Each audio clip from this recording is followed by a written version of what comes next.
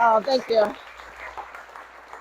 Hi, everyone. Can you hear me okay in the back, or do you want me to try the microphone? You good? Okay. Thanks for having me here tonight. And it's so nice to see so many friends in the group and so many interested people in this topic, and just hearing me speak. I'll tell you a little bit about myself first. For those who don't know, I've been with the Sheriff's Department for 38 years. During that time, I worked all kinds of different assignments. I was a deputy for 22 of those years, working primarily gangs and narcotic investigations. Our intelligence unit, traveling around the country doing different work in that capacity, working undercover and things like that. I kind of repeated that as sergeant, lieutenant, worked up through the ranks. I was the commander over our investigations unit, the assistant sheriff over all of our law enforcement services bureau. And in those capacities, I had direct supervision over our licensing, which I know you all are familiar with, my licensing division and our wonderful folks there that do the CCW processing for you. And then, of course, under sheriff and now elected sheriff. And I'm really proud to be your sheriff. I work for our public, and I'm very proud of our communities and the partnerships we have. So I appreciate that. I know it is Sexual Assault Awareness Month. The Sheriff's Department, I've got some statistics my folks got together for me. I, of course, haven't worked sexual assault cases in a number of years, so I didn't know these offhand, but I wanted to share them with you.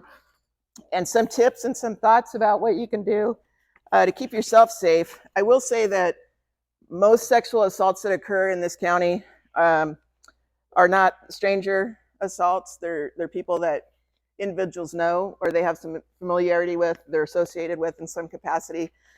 People have put themselves in a vulnerable position, to tell you the truth, out drinking, meet someone, bring someone home, those types of situations. So that's one way to keep yourself safe. But to give you an idea of the number, and to put this in context, we cover sheriff's jurisdictions, 4,200 square miles of unincorporated county. We have 9 contract cities, 18 Indian reservations, and also the jails and courthouses. So that these statistics are for all of those different areas. They're not just for one area. But in 2021, we had 448 sexual assaults were reported to us.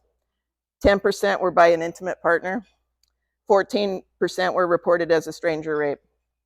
In 22, we had 405 sexual assaults reported, with 7% by intimate partners and 19% reported as a stranger rape.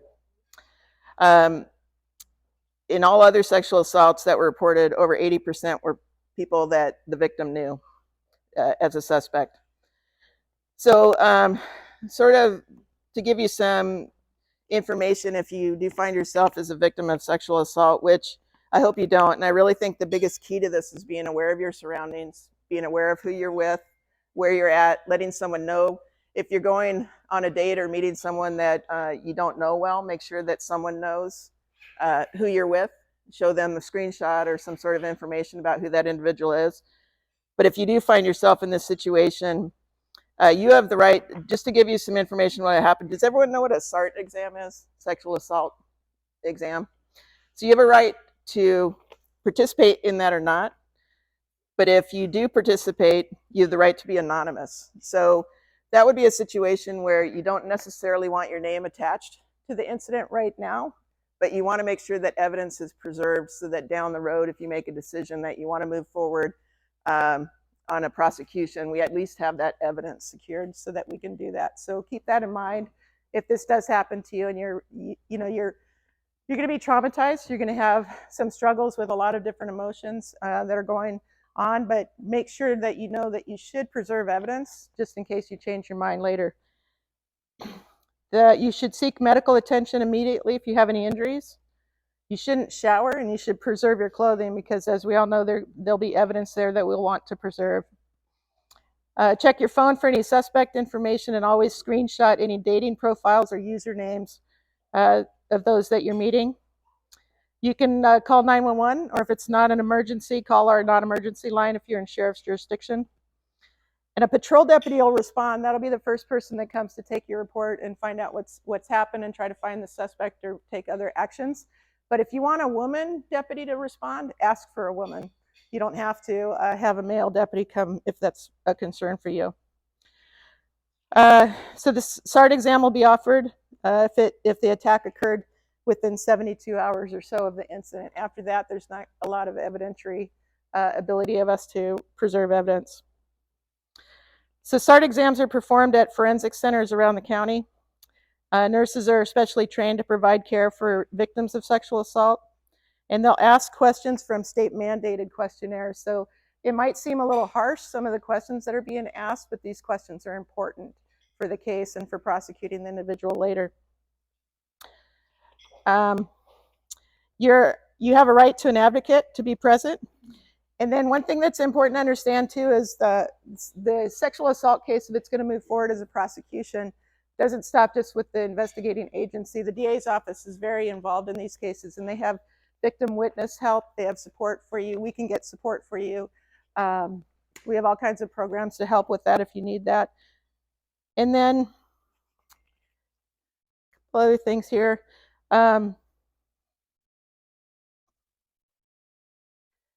So as far as self-defense, it sounds like you guys do a pretty robust classes, which I think that's terrific. I think that's really helpful. There's also classes that are given at community college. It's called the RAD program. And you can just look those up online as well if you want other support for that. I did bring some pamphlets from the Sheriff's Department, and then we also have these from the DA's office, and they'll be on the back table if you like one. They're all the different resources for if you have an incident occur, you have some questions, you want to find out more about it. And that's kind of, those are most of my notes I have for this subject today, but I'd really like to take some questions if anyone has some specific questions on how we can help. Sheriff's Office statistics on women using a firearm in self-defense, be that from assault, sexual or otherwise? You know, we don't specifically, but I don't recall an incident in recent memory where we've had a woman who's used a firearm to protect herself from sexual assault. We do have, honestly, probably in an intimate partner relationship, I would think that might happen. I know there's concerns with people who are realtors in particular when you're meeting people you don't know in a situation where you're by yourself. And so I know that we have a lot of people who seek a CCW permit for that reason because they're concerned about being alone.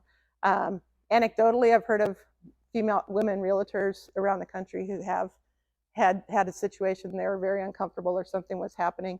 I think a lot of it's awareness of your surroundings, and if you get that hinky feeling, don't do it. Bring someone with you. So. Now I realize that this varies by shift and location certainly, but in your mind, what is the average response time for first responders, law enforcement first responders in San Diego? So it's different depending on jurisdiction.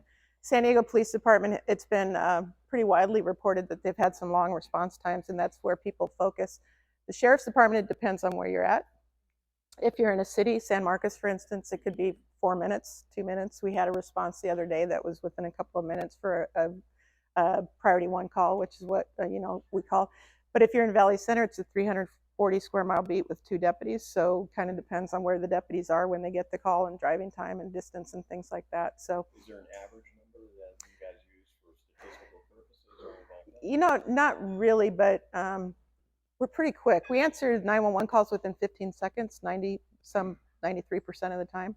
So I think our response, I haven't heard any situation where it was a prolonged 2-hour response or anything like that. Of course, if it's a report, it'll be just a report call. It's slower than if it's a priority call or something's happening now. Of course, even 10 minutes, you hit with a baseball bat in a long time. Well, and you guys have seen these incidents around the country where there's been a school shooting. Within the first couple of minutes, there's a lot of damage done. So having school resource officers, I'm really gratified to all of our schools in San Diego County are asking us to contract with SROs again, which is great. Cuyamaca, Grossmont, we're working on a contract with them. North County, they've all been asking. So I think it's important to have people on scene right now because, like as you said, minutes really make a huge difference. So, yeah.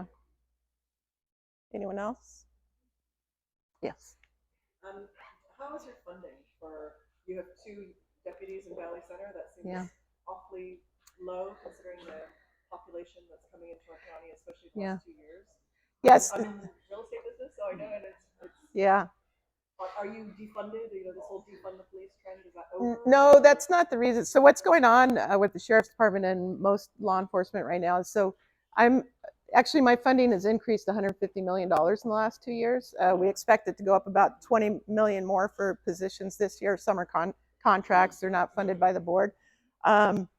We can't hire people. They don't want to work in this business right now. I'm almost, I think, 700 people short right now, and that's not just deputies. And I don't want to give a misperception. So I was funded by the board to staff a new jail.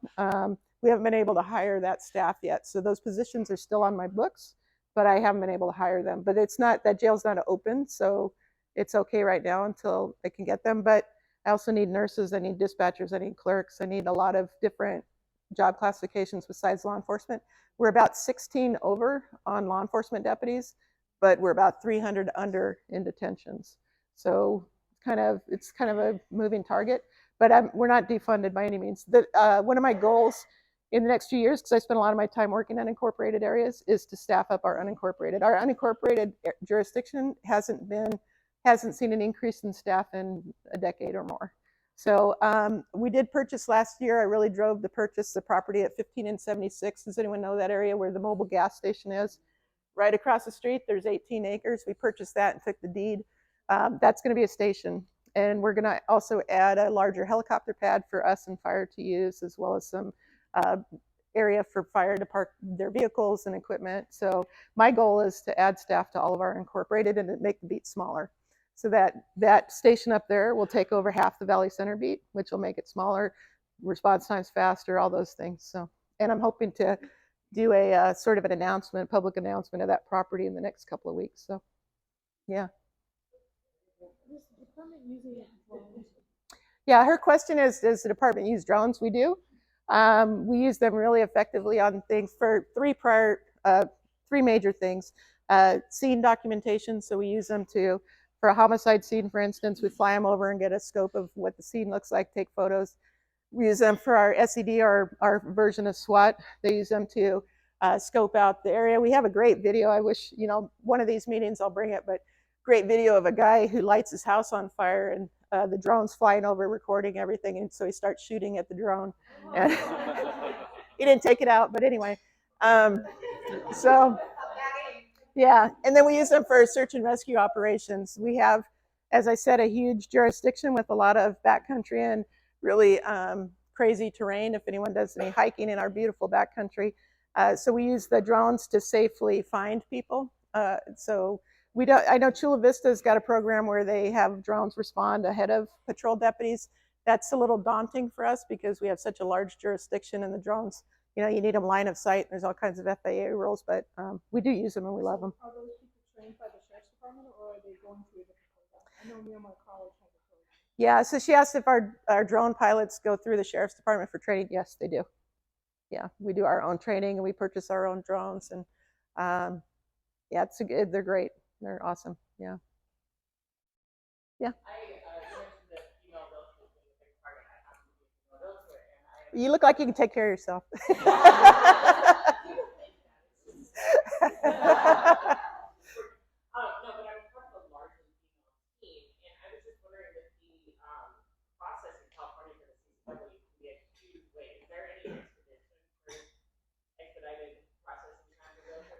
Yeah, so not for realtors. We expedite, do emergency processing for people who have a current threat or something that's, they have an exigency, a need. We do a really good job. I know the wait times for that first appointment are really long, and I apologize for that. I have an incredible staff that's trying to push through about 5,000 backlog right now. But the real holdup right now in California is the state, because we send them up there and they're processing for 58 counties. So we have the longest part of our wait time. Once you get that first appointment, the longest part of the wait time is for the state to send back to us. But I will share with all of you, we're working with Orange County Sheriff Don Barnes, my IT folks and his IT folks, on a program that'll replace Permitium that should be much faster as far as getting you guys processed and hopefully getting people through quicker. Of course, is it 5.9? I'm thinking of the wrong bill. What's the bill for the CCW bill? That will slow it down a little bit because there'll be some added requirements. So we'll see if that passes or not, what that's going to do. Yeah. Okay. Sorry. I'm curious about what the impact is, what you're seeing and hearing from all of your counterparts in the city about our border. Yeah, so as you all know, in California, local law enforcement doesn't enforce immigration or do any immigration enforcement. So where we focus are state law violations that occur at the border, and the cross-border violence and the cross-border drug trafficking and all of those things that occur. The Sheriff's Department for a long time, more than a decade, has had a border crime suppression team, and we work with the HIDA, which is a federal grant program that gives us money and funding for highway interdiction. I recently came back from a meeting with sheriffs that work interdiction from Florida to California. And we're going to have a meeting here in September to share more intelligence so that the border sheriffs and the highway interdiction work can be more seamless, and really focusing on the drug trade. Because if you don't know it, all the fentanyl that's going around the country right now is coming from San Diego. I talked to sheriffs in Texas and Austin. They're getting stuff that's straight from came across our border. So we're having a lot more support from the federal government. We have a lot of DHS agents that are focused right now on the drug interdiction in San Diego County, and we're doing a lot of work there. So, yeah, human trafficking is another focus. People coming across the border, and working on that. We have there's a big education program, especially with airlines and airports and things like that, because a lot of the human trafficking victims are going. There's kind of routes, say Vegas, San Diego, Northern California, things like that. So a lot of education. And kids, you know, that are getting trapped in the life, not only human trafficking with kids, but also bringing drugs across the border, because juveniles aren't prosecuted federally. And so if you can get a juvenile to traffic the drugs, they won't face the same consequences as an adult. So, yes.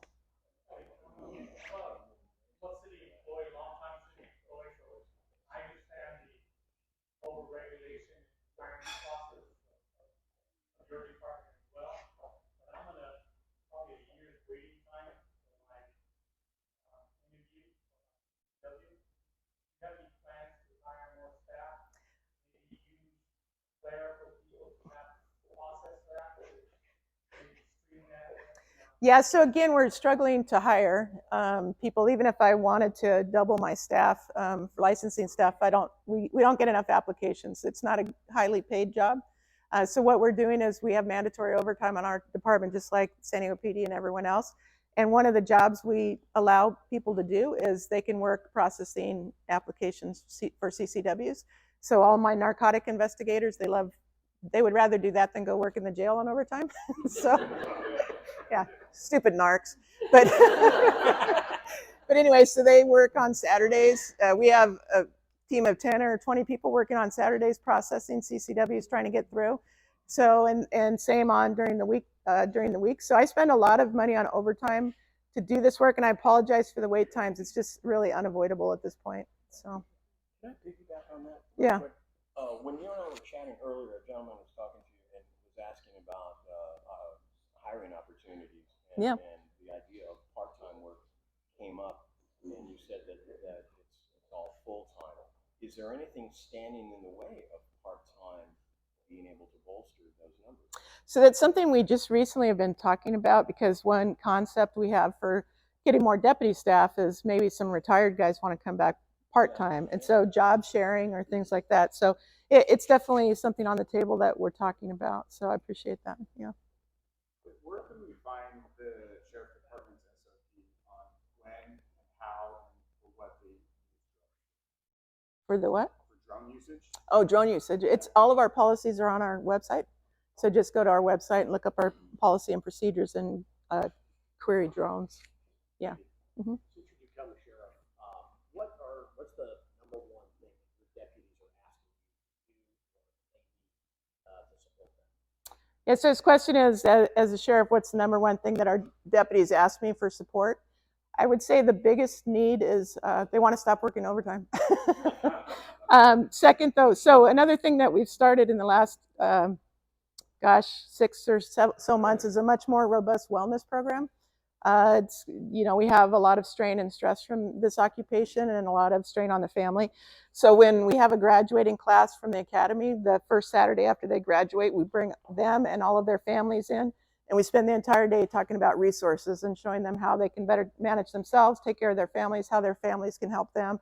We talk about their concerns in this line of work, and we share with them experiences.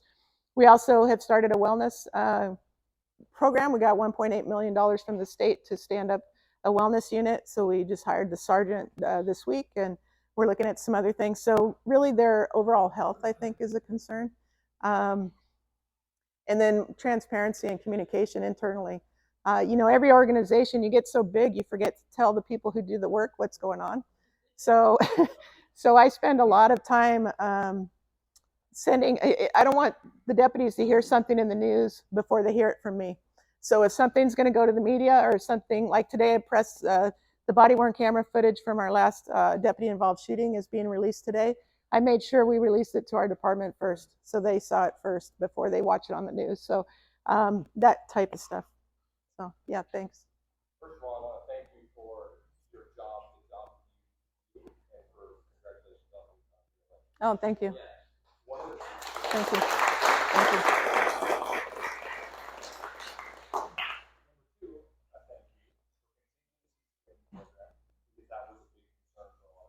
Yeah. As the highest, most powerful elected official in the country of our county. Don't tell the DA that. They need to know. They need to know your authority. Are you willing to stand behind every one of us in here who's probably a gun owner, not making this political by any stretch, but when you have a tyrant in the Capitol who wants to take away our rights, are you willing to stand in the gap to protect us? Yeah, so I appreciate that, and I know that everyone, and I guess I should say my deputies want this too. Everybody wants someone who stands up and rails against, you know, whatever's the perceived injustice.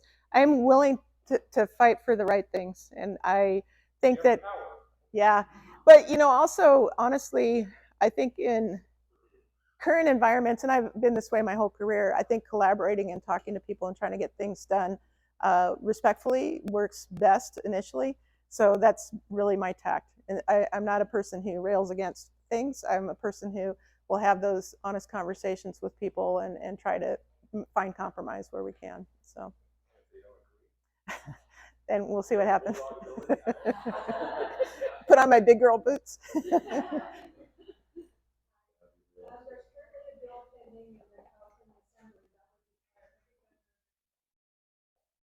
Oh, I hadn't heard that. Yeah.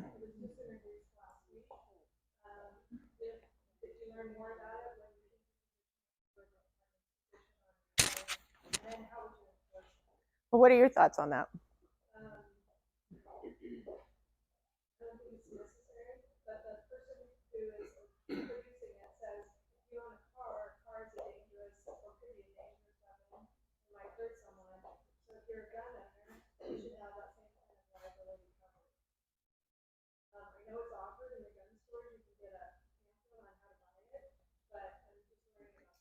What would be your opposition to doing that?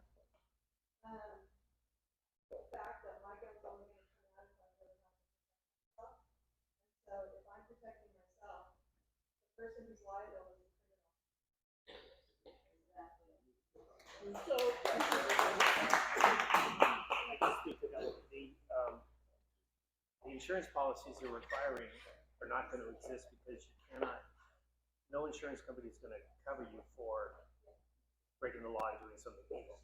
If you purposely drive your car into your neighbor's house on purpose, State Farm's not going to cover you. If you accidentally do because you slipped on hit the gas pedal instead of the brake, you're going to get covered. So they're asking for coverage that does not exist. The CCW coverage that we get, that covers you for accidents. It covers you. It's not liability insurance. It's insurance that provides an attorney to represent you. So there is no liability insurance for us because if you do a criminal act, nobody's going to cover you. That's the problem. The other issue is just from a Second Amendment stance. Why do we need insurance for a Second Amendment right? No other Second Amendment right requires insurance. You don't have to have insurance for free speech or any other rights. So that's the other reason that we kind of don't like it. Oh. Yeah. Two questions, really. Number one, how many CCWs are valid right now? And number two, what does the renewal look like? If you already have one and it's going to be expiring soon, how early do you have to contact the sheriff's office? You know, so he asked how many CCWs are there right now, and how far in advance do you need to start the renewal process? I thought my commander told me we're at almost 12,000 right now, with about 5,000 in the queue. Does anyone else know the answer to the renewal question? Okay. Okay. Did you have a question? So, well, kind of piggybacking off the insurance thing, I guess the biggest thing that a lot of us are concerned about in using our guns for self-defense is who's going to go after us. If it's a true act of self-defense, you know, the insurance is very strict on you say nothing, not to the deputies, not to the to protect yourself. And I think that's kind of where a lot of people are coming from in this insurance question. It's we shouldn't need insurance to protect ourselves, but most of us have it because we're not lawyers and we don't want to say the wrong thing accidentally, and all of a sudden we've got a really aggressive, maybe not city district attorney, but state district attorney, or you know, whatever they're called, prosecutor, who then is going to come down on us just as a matter of politics and principle. So I think that's kind of a lot of the concern. Well, I think it's useful for me to hear your concerns on this issue. I'm not aware of the bill, so. I carry insurance, and the number one reason I carry it is to protect myself against malicious prosecution. I do have to use my gun. That's my motivation. And I think that the push to make it mandatory is just another death at 1,000 costs. That cuts to raise the cost of owning a firearm and just make it financially practical. That's their strategy. So we're not dumb. We understand what the game is, and they're not operating in good faith. I encourage people to get insurance, but I don't think it should be made mandatory. And it's another barrier to entry for those people that. But the question I want to ask you, it sounds like you have a pretty extensive background in surveillance and investigations. What do you think about this push, well, at least by the San Diego police department, put up the surveillance cameras? You know, is that something that the sheriff's department is also interested in on a countywide basis? And what are your thoughts and pros and cons of that? Well, you know, I tell you, we do have surveillance cameras. If you didn't see, Encinitas rolled some out last year. They were very public about that. Del Mar has them. Carlsbad. We've got some unincorporated areas. Lemon Grove, Safe Lemon Grove program that we did probably 3-4 years ago. I think the key to the camera systems is making sure that our communities are supportive of the thought and understand that how we're using them, why we're using them, and it's really to reduce crime or to document crime or to catch people who are involved in criminal activity. I think they're really useful. We've solved a lot of big crimes using surveillance cameras. Everyone has Ring cameras and different things. Those have been monumental. And part of these camera systems that we have in our jurisdiction, the Ring cameras feed into those, and the detectives can directly access that if you agree and you consent to that. So that's another. It's been very useful for us in solving crime. We don't sit there and view video and look for people doing something. We use them for specific crime cases. So if an incident occurred, we know the area where it occurred. If there's video that's existing, then we take a look and see if it helps us solve the crime. But that's how we use them. Do you have a feeling about the surveillance cameras? Well, I know that they're very powerful investigative tools, so I understand the motivation for law enforcement to have them around. I get that. My concern is that we're building this sort of open air prison where every move is tracked, and then it will be used to target people that are political dissident or something, right? Yeah, that's we have no interest, and we don't save the videos, so it's not like tracking people. Some of the videos, the Lemon Grove videos, doesn't record at all. They're just real time. But I understand your concern and your interest, and I would encourage. Do you live in sheriff's jurisdiction?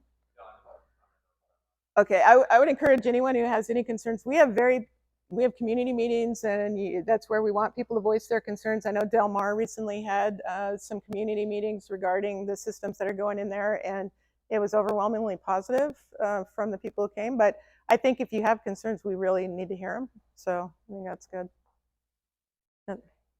First of all, I would definitely underscore what Jeff and Shulman said about, we are here in California, we're at ground zero, the bleeding edge of the anti-gun lunacy. So that death of 1,000 cuts, I got to remove that one. In the spirit of that, there's a lot of anti-gun legislation that goes on. How well educated is the typical, well, let's start with sheriff's deputy and move on to other law enforcement, as far as you know, here in California, San Diego specifically, as to the current state of gun laws, because I'm often concerned that should something happen, God forbid, where I would have to deploy lethal force, that I would come into contact with a law enforcement officer who, in the midst of all this noise, would default to the media narrative rather than what actually is legal and currently. No, our deputies, I have his questions wondering if deputies are educated or law enforcement in general on gun laws so that someone's not misappropriately, or I guess. And they move, it's a moving target.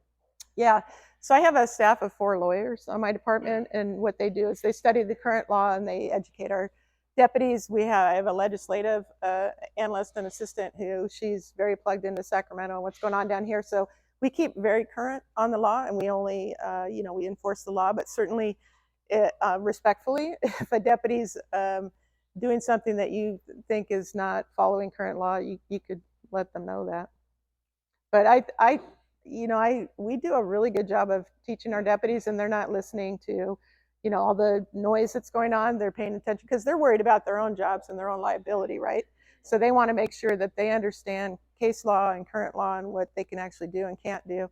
And we train, everybody gets, a lot of training on our department, not only the initial academy, but ongoing training every year to make sure that they're current. So, yeah. Oh, let me get him real quick.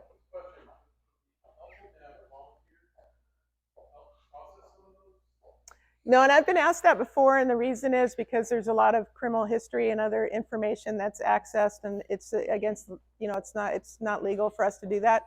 But I appreciate your willingness to do that. Another problem we have is space. We don't have enough office space for a ton of people. So, yeah, and I really appreciate it. We're doing a lot to speed up our process, and I think once you get that first appointment, it goes pretty fast, and everybody's always giving kudos to our staff. But for your appointment, yeah, I know. I'm sorry. What's that? How many days a week is that off? 5. It is open 5 days. Yeah, and then they work Saturdays once or twice. You'll have to call them and ask what their interview schedule is, but I know that they also handle the sex registrants and taxi drivers and a bunch of other stuff, so it's not just CCWs. But I just wanted to say I just applied for my renewal and I got it approved in 10 days.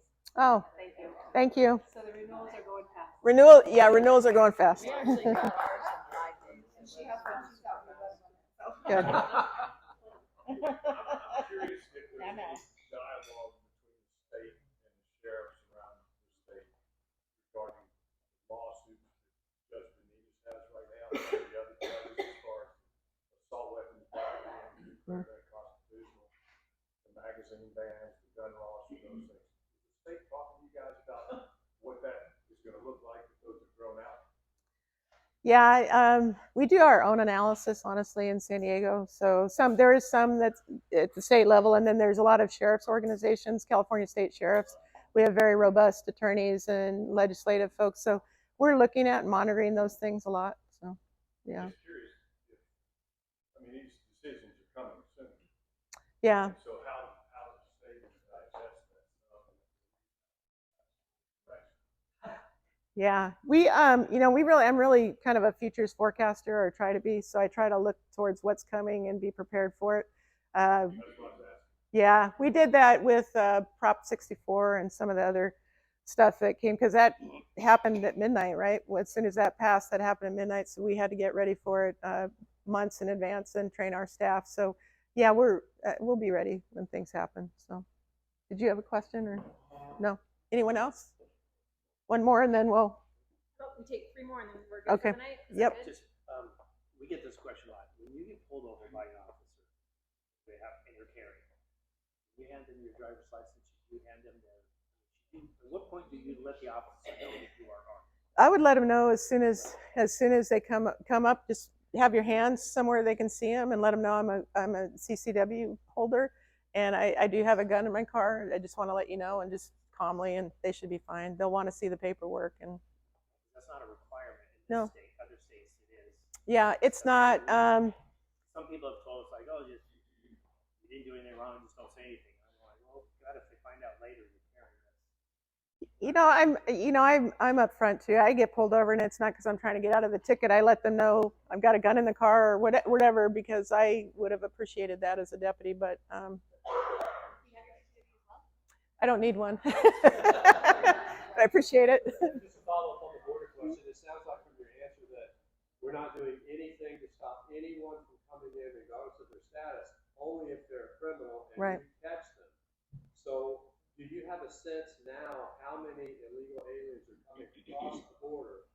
And secondarily, since you're a forecaster looking ahead, are you preparing for what is about to happen with the massive buildup of body count in Mexico that's waiting to flood us? Yeah. So we had his questions about the immigration and how many people are coming across. So from my perspective, from a law enforcement perspective, and this happened again earlier with the surge that we had a year or two ago, there's a lot of community folks working on as far as immigration issues. I'm not allowed by state law to do anything about immigration. However, I will say that most immigrants that come across the border pass through San Diego, and they don't cause they don't create any increased crime or criminal activity in our county. It's more of a humanitarian issue than a law enforcement concern for us. So probably your question's probably better suited for Border Patrol or one of those federal agencies. Do you have a sense of the body count? I don't. Yeah, I don't share that. I don't talk to Border Patrol and get that information from them.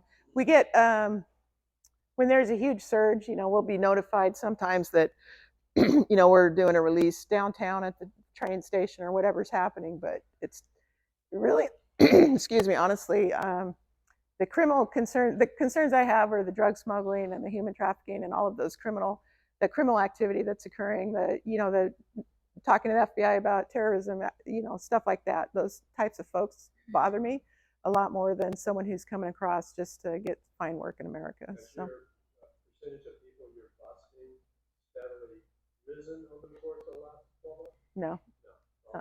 Yeah, it's not increasing crime in my jurisdiction. So I really think it's, as I said, a humanitarian issue. Those folks are coming across with nothing. They're getting robbed. They're getting assaulted.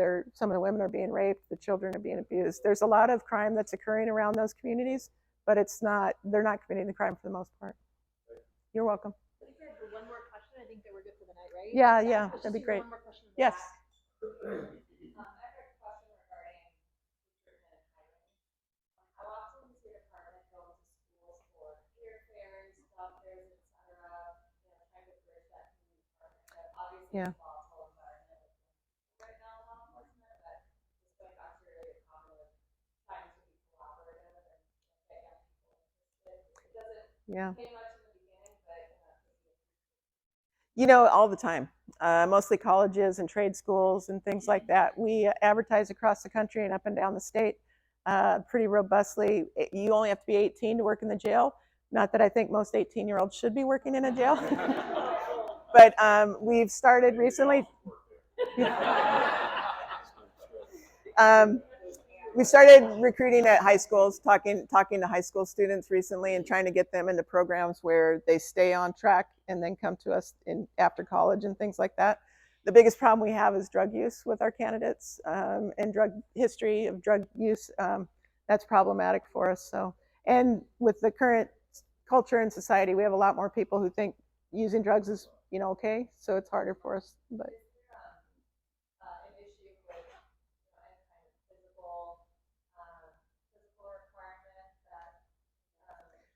well, the hardest thing for women, and if you're talking to young girls who want to get into this business, is getting over the 6-foot wall. And anyone can do it. You just need to know how to do it and how to achieve that. You don't have to just launch over it. There's ways to climb it and do all kinds of things. And we're happy to show folks how to do that. So, we have a practice wall. And anyway, yeah, dragging the body. Yeah, you get tired. There's a little obstacle course. So if you guys want a fun Saturday, we'll go down and do that. Anyway, thank you all for your time. You've been wonderful. I appreciate it. Thank you.